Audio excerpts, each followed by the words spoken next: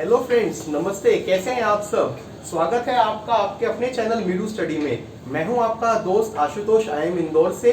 और स्वागत है आपका मार्केटिंग मॉड्यूल में, जिसमें कि हम मार्केटिंग के कॉन्सेप्ट्स को सिंपल भाषा में समझ रहे हैं। अभी तक 5 अलग अलग कॉन्सेप्ट्स को हम समझ चुके हैं। एंड जैसा कि लास्ट सेशन में आपको प्रॉमिस किया था कि अगली वीडियो में मैं आपको मार्केटिंग ओरिएंटेशंस के बारे में समझाऊंगा।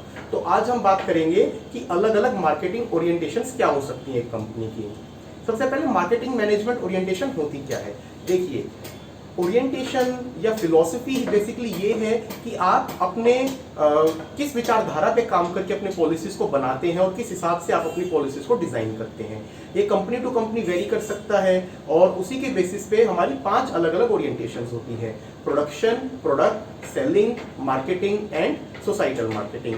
आज की वीडियो में हम इन पांचों को डिटेल में जानेंगे, इनके बीच का फर्क समझेंगे कुछ प्रैक्टिकल एग्जांपल्स के साथ, और जानेंगे कि किस तरीके की कंपनी किसको यूज करती है। तो सबसे पहले मैं आज स्टार्ट करना चाहूंगा, सबसे जो ओल्डेस्ट ओरिएंटेशन है उसका नाम है प्रोडक्शन ओरिएंटेशन। तो प्रोडक्शन ओरिएंटेशन बेसिकली क्या थी?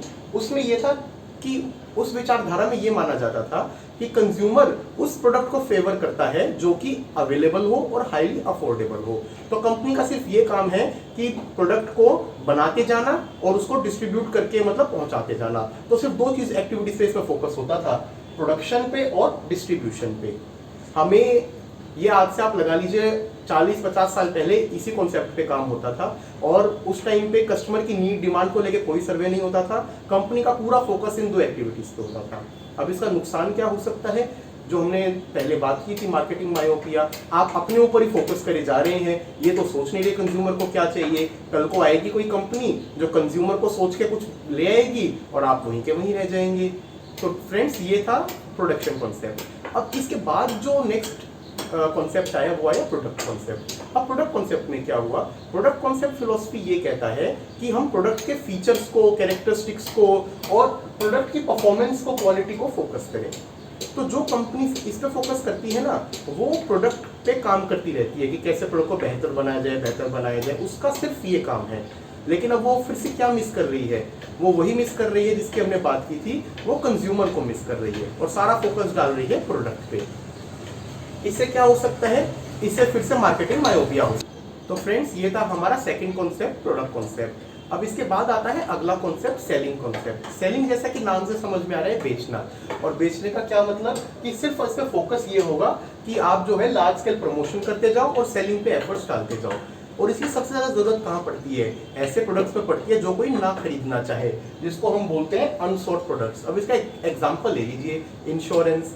अपनी मर्जी से कौन इंश्योरेंस खरीदना चाहेगा? और एक इंश्योरेंस एजेंट क्या बेच रहा है? सामने वाले को ये कहता है कि ये ले लीजिए, कल को आप मर जाएंगे तो ये पैसा मिल जाएगा। अरे भाई, अच्छा खासा जीता जागता इंसान हूं मैं, अभी तो कमाना शुरू किया था, लाइफ को एंजॉय करना शुरू किया था, और तू आ गया ये बेचने की आप मर जाओगे तो ऐसा होगा।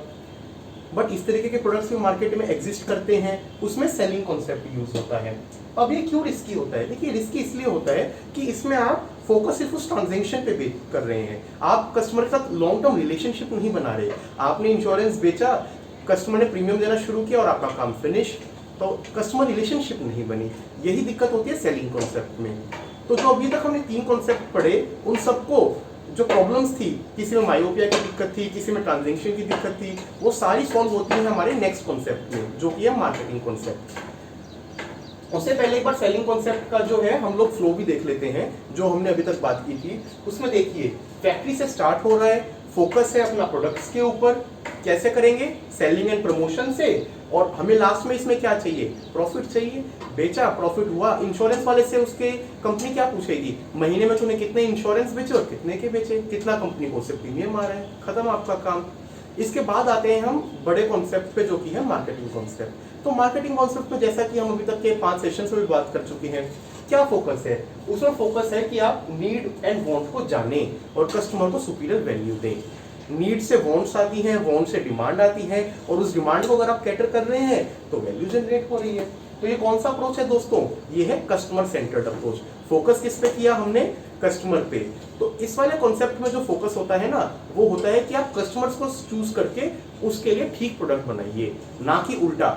पहले वाले कॉन्सेप्ट में हम क्या कर रहे थे, प्रोडक्ट बनाए जा रहे थे और कंज्यूमर को ढूंढ रहे थे। इसमें कस्टमर को सेलेक्ट करना है और उसके लिए प्रोडक्ट को बनाना है। अब इसका फ्लो डायग्राम देखते हैं। यहाँ पे मेरा स्टार्टिंग पॉइंट होता है मार्केट। आप मार्केट में जाइए, मार्केट सर्वे कीजिए और ये सब कुछ करके आप किसको जानिए, फोकस करिए कस्टमर की नीड्स को। उसको फोकस करने के बाद आप इंटीग्रेटेड मार्केटिंग कीजिए। इंटीग्रेटेड मार्केटिंग में एक अलग सेशन में आपको डिटेल में बताऊंगा। इसका हालांकि मतलब ये होता है कि आपकी अलग अलग जो मार्केटिंग के मेथड्स हैं, चाहे वो 1 to 1 हो, चाहे वो डिजिटल मीडिया हो, सोशल मीडिया हो, न्यूज़पेपर हो, सबको आपस में इंटीग्रेट करना, एक थीम पे चलना। और उसके बाद यहाँ पे आपका प्रॉफिट कैसे आ रहा है, कस्टमर सेटिस्फेक्शन से। समझ आया आपको फर्क? सेलिंग कॉन्सेप्ट में फर्क आ रहा था, प्रॉफिट किससे आ रहा था, आपको बेचने से मिल रहा था, सेल्स वॉल्यूम से। यहाँ पे आपको किससे मिल रहा है, कस्टमर को सेटिस्फाई करके। ये था हमारा मार्केटिंग कॉन्सेप्ट। अब देखिए, मार्केटिंग कॉन्सेप्ट के बाद जैसे जैसे हम इवॉल्व होते हैं ना, चीजें जो है और बेहतर होती जाती हैं। तो आज के टाइम में जिस नए कॉन्सेप्ट की बात हो रही है वो है societal marketing concept. Societal marketing concept क्या कहता है कि सिर्फ कस्टमर की नीड्स तक हमें नहीं रुक जाना, हमें जो है इसमें 3 चीजों पर फोकस करना है। एक तो हमारे कस्टमर की नीड्स हो गई, दूसरा देखिए कहीं ना कहीं कंपनी की भी कुछ नीड्स होती हैं। अब कंपनी भी तो अगर बिजनेस करे तो कुछ सोच के कर रही होगी, रिटर्न में कुछ चाह रही होगी। और तीसरा होता है सोसाइटी की नीड। तो इस वाले कॉन्सेप्ट में कस्टमर की नीड, कंपनी की नीड और सोसाइटी की नीड, इन तीनों को ध्यान में रखते हुए जो है कॉन्सेप्ट बनाया जाता है और उस हिसाब से प्रमोशन की जाती है।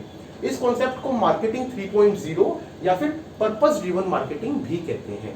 और ये जो लेटेस्ट कॉन्सेप्ट है, आजकल जितनी बड़ी बड़ी कंपनियां हैं जो काफी सालों से सिर्फ मार्केटिंग पे फोकस कर रही थी, अब वो सोसाइटी में भी फोकस करने लग गई हैं। इसका एक छोटा सा एग्जांपल आप देख लीजिए, जो CSR इनिशिएटिव्स कंपनी करती हैं, वो भी कहीं ना कहीं इसी का पार्ट है। भले ही वो मैंडेट हो गवर्नमेंट का, बट फिलोसफी कहीं ना कहीं इसी से रिलेट होती है। तो फ्रेंड्स, ये थे हमारे 5 ओरिएंटेशन जो हमने समझे। अलग अलग हो सकते हैं, production orientation, product orientation, selling, marketing और सोसाइटल मार्केटिंग। होप आपको ये समझ में आए होंगे। अब इसके बाद नेक्स्ट सेशन में हम डिस्कस करेंगे कि कस्टमर्स को कैसे एंगेज करें और कस्टमर रिलेशनशिप को मैनेज करें। तब तक जुड़े रहिए आपके अपने चैनल मीडू स्टडी से। और आपको अगर हमारी आज की वीडियो पसंद आई हो तो इसको प्लीज लाइक कीजिए, शेयर कीजिए और हमारे चैनल को सब्सक्राइब कीजिए। और आपका कुछ भी फीडबैक हो तो प्लीज उसे कमेंट सेक्शन में बताइए या हमारी मेल ID meedu.study@gmail.com पे लिखिए। Thank you friends, have a good day.